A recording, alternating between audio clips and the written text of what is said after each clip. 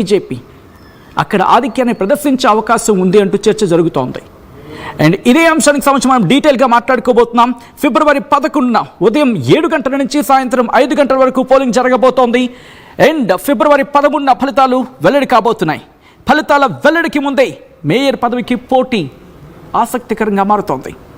ఎవరికి మేయర్ పదవి దక్కపోతోంది, మేయర్ పదవిని ఏ పార్టీ దక్కించుకునే అవకాశం ఉంది, ఎవరికి ఇన్ఫ్యాక్ట్ ఒకవేళ ఆ పార్టీకి సంబంధించి మాట్లాడుకుంటే ఎవరికి దక్కే అవకాశం ఉంది, అసలు ఇంతకీ అక్కడ ఉన్న గ్రౌండ్ రియాలిటీ ఏంటి, అక్కడ ఎటువంటి పరిస్థితులు ఉన్నాయి, 7 కార్పొరేషన్లలో మేయర్ పదవికి భారీగా పోటీ ఉన్న సందర్భంలో అసలు ఇంతకీ పార్టీల పరిస్థితి ఏంటి, అక్కడ ఇప్పటికే సర్పంచ్ ఎన్నికల్లో సెగలు పుట్టించాయి అన్ని పార్టీలు కూడా. మరి ఈ నేపథ్యం ఇప్పుడేం జరగబోతోంది, ఇన్ డీటెయిల్గా మేము ముందుంచే ప్రయత్నం చేయబోతోంది ఆర్టీవీ. అండ్ ఆర్టీవీ సర్వేలో ఏం తేలింది, ఏమంటున్నారు జనాలు, ఎవరికి ఎటువంటి బలాబలాలు ఉన్నాయి, ఎవరికి ఎటువంటి బలహీనతలు ఉన్నాయి, అక్కడ ఏం జరుగుతోంది డీటెయిల్గా మాట్లాడుకోబోతున్నాం. అండ్ ఎవరికి ఏ మేరకు అక్కడ స్థానాలు దక్కే అవకాశం కనిపిస్తోంది ఇన్ డీటెయిల్గా మాట్లాడుకోబోతున్నాం, గ్రౌండ్ రియాలిటీతో సైతం. సో దీనికి సంబంధించి డీటెయిల్గా మాట్లాడుకునే ప్రయత్నం చేద్దాం. నాతో పాటు ఆర్టీవీ మేనేజింగ్ ఎడిటర్ చంద్రమౌళి గారు నాతో పాటు లైవ్లో జాయిన్ అవుతున్నారు. చంద్రమౌళి గారు నమస్తే అండి. నమస్తే సచిన్. ఇంట్రెస్టింగ్, ఇప్పటికే మనం సర్పంచ్ ఎన్నికలు చూసాం. ఒక విధంగా చెప్పాలంటే అసెంబ్లీ ఎన్నికలకు ఏమాత్రం తగ్గని విధంగా ఉందని చెప్పుకోవాలి. అండ్ ఇంకా అది ఆ సెగలు ఇంకా చల్లారలేదు, కార్పొరేషన్ ఎన్నికల కాక ఆల్రెడీ మొదలైపోయింది. చాలా డిఫరెంట్గా అనిపిస్తుంది వాతావరణం. అండ్ ఈ సినారియోలో ఆర్టీవీ సర్వే జరిపిన నేపథ్యంలో చాలా ఇంట్రెస్టింగ్ విషయాలు బయటపడుతుంది. అఫ్కోర్స్ మేము డీటెయిల్గా మాట్లాడుకోబోతున్నాం. ఓవరాల్గా ట్రెండ్ గురించి మాట్లాడుకుంటే ఎలా అనుకోవాలి ఫస్ట్లీ సచిన్? ఏ ఎన్నికల ప్రచార కవరేజ్ అయినా కూడా ఎన్నికల రిజల్ట్ సర్వే నిర్వహించి రిజల్ట్ అక్యురేట్గా ఇవ్వటంలో ఆర్టీవీ ఎప్పుడూ ముందుంది, నంబర్ 1గా ఉంది మొత్తం అన్ని తెలుగు మీడియాలో. ఈసారి కూడా కార్పొరేషన్ ఎన్నికలు అనగానే మొన్నే చూస్తే మనం 2 నెలల క్రితమే మనకు సర్పంచ్ ఎన్నికలు ముగిస్తాయి, దానికి సంబంధించి కూడా డీటెయిల్ కవరేజ్ ఇచ్చాం. ఇప్పుడు మున్సిపల్ ఎన్నికలు వచ్చాయి, అందులో 7 మున్సిపల్ కార్పొరేషన్లు ఉన్నాయి, 116 మున్సిపాలిటీలు ఉన్నాయి. వీటికి సంబంధించి మనం ఎక్స్టెన్సివ్ కవరేజ్ ఇస్తూ వచ్చినాం. ఇప్పుడు ఇక పోలింగ్ డేట్ దగ్గర పడింది, కేవలం 2 రోజులు మాత్రమే ఉంది. ఈ నెల 11న పోలింగ్ జరగబోతుంది అండ్ 13న కౌంటింగ్ జరగబోతుంది. ఇప్పుడు మొత్తం రాష్ట్రం అంతా కూడా ఒకటే ఉత్కంఠ, ఏ పార్టీ మున్సిపాలిటీస్లో జెండా ఎగరేయబోతుంది అనేది.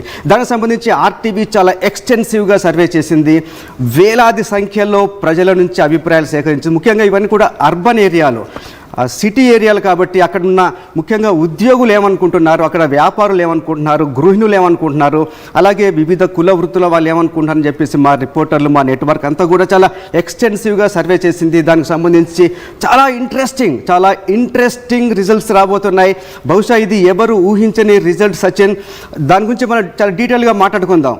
ముఖ్యంగా ఇప్పుడైతే 7 మున్సిపాలిటీలు, 116 మున్సిపాలిటీలు, 7 కార్పొరేషన్లకు సంబంధించిన ఎన్నికలు జరగబోతున్నాయి. కాబట్టి ఈరోజు మనం కార్పొరేషన్లో జెండా ఎగరవేసేది ఎవరు, దీనికి సంబంధించి మన సర్వే రిపోర్టును మనం ఇప్పుడు బయట పెట్టబోతున్నాం. ముఖ్యంగా చూస్తే ఇందులో 7 కార్పొరేషన్లో 3 మాత్రమే పాతవి, ఎప్పటి నుంచి ఉన్నాయి, 2005 నుంచి 2013 నుంచి కార్పొరేషన్లుగా ఉన్నాయి. కరీంనగర్, నిజామాబాద్, రామగుండం. తర్వాత చూస్తే 4 మహబూబ్ నగర్, నల్గొండ, కొత్తగూడెం, మంచిర్యాల మొట్టమొదటిసారి మున్సిపల్ కార్పొరేషన్లుగా మారినాయి. అంతకుముందు ఇవి మున్సిపాలిటీలుగా మాత్రమే ఉన్నాయి. ఇక్కడ ఒక ఇంట్రెస్టింగ్ పాయింట్ చెప్పాలి సచిన్ మీకు. ఇప్పుడైతే 7 మున్సిపల్ కార్పొరేషన్లు అయితే ఎలక్షన్లకు పోతున్నాయో, గత ఎన్నికల్లో అంటే ఇప్పటి వరకు కూడా ఇక్కడ బీఆర్ఎస్ మేయర్లే ఉన్నారు. ఈ 7 మున్సిపాలిటీలో పైన కూడా బీఆర్ఎస్ జెండా ఎగరబోతుంది. మరి ఇప్పుడు ఎలా ఉండబోతుంది, నెక్స్ట్ ఈ రాబోయే ఎన్నికల్లో ఎవరి జెండా ఎగరబోతుంది, ఏ మున్సిపాలిటీ ఏ పార్టీ కైవసం చేసుకోబోతుందని చూసినప్పుడు చాలా ఇంట్రెస్టింగ్ పాయింట్స్ మన దగ్గర ఉన్నాయి. దానికి సంబంధించి చాలా డీటెయిల్డ్గా మాట్లాడుకుందాం. ఎవరు ఊహించని రిజల్ట్స్ రాబోతున్నాయి, ఒకసారి రిజల్ట్స్ చూద్దాం Sachin. Exactly. So for the very first time అని అనుకోవాలి చంద్రమౌళి గారు. ఇంట్రెస్టింగ్గా అసెంబ్లీ ఎన్నికలకి సర్వే చూస్తూ ఉంటాం, లేకపోతే పార్లమెంట్ ఎన్నికలకి సర్వేలు చూస్తూ ఉంటాం. But can you guess corporation ఎన్నికలకు సంబంధించి సర్వేని we're very proud to see for the very first time అనుకోవచ్చా అండి? ఎగ్జాక్ట్లీ. సర్వేలు చేసిన ఆర్గనైజేషన్ ఇప్పటిదాకా లేవు. మొట్టమొదటిసారి ఆర్టీవీ సర్వే చేసింది, చాలా విస్తృతంగా సర్వే చేసింది. ఆ రిజల్ట్స్ ఇప్పుడు మనం బయట పెట్టబోతున్నాం. చాలా ఇంట్రెస్టింగ్గా ఉన్నాయి, ఒక అసెంబ్లీ ఎన్నికలను తలపించేలాగా ఉన్నాయి. కొన్ని చోట్ల మీరు ఆశ్చర్యపోతారు, హంగ్ హంగ్ పరిస్థితి కూడా ఏర్పడే కార్పొరేషన్లు కూడా ఉన్నాయి. వాటికి సంబంధించి మనం ఇప్పుడు డీటెయిల్గా చూద్దాం Sachin. Right, from the beginning Karimnagar నుంచి ముందుగా ప్రారంభించే ప్రయత్నం చేద్దాం. కరీంనగర్కి సంబంధించి అక్కడ పరిస్థితి ఏంటి నెంబర్స్లో చూసే ప్రయత్నం చేద్దాం. Here it is on the screens of RTV. Karimnagar corporation మొత్తం 66 డివిజన్లు ఉంటాయి. ఇక్కడ కాంగ్రెస్కి 15 నుంచి 18, అలాగే బీజేపీకి 25 నుంచి 27, బీఆర్ఎస్ 15 నుంచి 16, MIM 5 నుంచి 7, ఇతరులు 0 నుంచి 2 స్థానాన్ని కైవసం చేసుకునే అవకాశం ఉందని చెప్పి RTV సర్వేలో తేలుతోంది. ఒకసారి నెంబర్స్ని మళ్ళీ రిపీట్ చేసే ప్రయత్నం చేస్తున్నాను. ఐఎమ్ సారీ, ఇక్కడ కాంగ్రెస్ చూస్తే కనుక 15 నుంచి 18 మాత్రమే ఇక్కడ స్థానాన్ని దక్కించుకునే అవకాశం ఉంది. బట్ బీజేపీ చూస్తే 25 నుంచి 27. Interesting. At the same time BRS 15 నుంచి 16, అలాగే MIM 5 నుంచి 7 స్థానాలని, ఇతరులు 2 నుంచి బహుశా 1 కూడా దక్కించుకోకపోవచ్చు, అసలు దక్కే అవకాశం కూడా లేదు. ఒకవేళ దక్కితే కనుక 2 వరకు అక్కడ కనిపిస్తోంది అదర్స్ అనే విషయం. సో ఒకసారి కరీంనగర్ గురించి మాట్లాడుకునే ప్రయత్నం చేద్దాం. సో ఒకసారి మౌళి గారి దగ్గరికి వెళ్ళే ప్రయత్నం చేస్తున్నాను. సచిన్, మన నంబర్లు చూస్తే మనకు క్లియర్ గా అర్థమవుతుంది ఇక్కడ హంగ్ రాబోతోంది. మీరు చూస్తున్నారు కరీంనగర్ కార్పొరేషన్ లో మొత్తం డివిజన్లు 66, మ్యాజిక్ ఫిగర్ 34 రావాలి. 34 వచ్చిన పార్టీ అక్కడ మేయర్ పీఠాన్ని కైవసం చేసుకుపోతుంది. కానీ ఒక్కసారి చూడండి, ఎక్కడ కూడా మీకు 34 నంబర్ కనపడటం లేదు, అస్సలు ఎక్కడ కనిపించదు. కానీ ఇక్కడ చాలా ఇంట్రెస్టింగ్ గా బీజేపీ అతిపెద్ద పార్టీగా అవతరించబోతోంది. 25 నుంచి 27 సీట్లు. 27 మన సర్వేలో 27 హైయెస్ట్ అని తేలినప్పుడు హైయెస్ట్ నంబర్ వచ్చినా కూడా దాదాపు 7 సీట్లు తగ్గుతున్నాయి మేయర్ పీఠం కైవసం చేసుకోవడానికి. ఒకసారి ఇంట్రెస్టింగ్గా కాంగ్రెస్ చూడండి, కాంగ్రెస్ మన 15 నుంచి 18 వచ్చినాయి. ఇక్కడ ఒక ఇంట్రెస్టింగ్ పాయింట్ ఉంది. గత కార్పొరేషన్ ఎన్నికల్లో కాంగ్రెస్ సీట్లు అక్కడ 0 నుంచి దాదాపు 15 నుంచి 18 స్థానాలకు కాంగ్రెస్ ఎగబాకపోతుంది. బీజేపీ అయితే 25 నుంచి 27, బీఆర్ఎస్ 15 నుంచి 16. ఒక్కసారి 2020లో జరిగిన ఎన్నికలకు సంబంధించిన రిజల్ట్ చూస్తే అప్పుడు బీఆర్ఎస్ 33 స్థానాల్లో విజయం సాధించింది. 33 స్థానాల్లో అంటే మీకు మ్యాజిక్ ఫిగర్ 1 నెంబర్ తగ్గింది. బట్ అప్పుడున్న ఎక్స్ అఫీషియో సభ్యుడితో కలిసి చాలా కంఫర్టబుల్ మెజార్టీతో అక్కడ బీఆర్ఎస్ మేయర్ పీఠాన్ని కైవసం చేసుకుంది.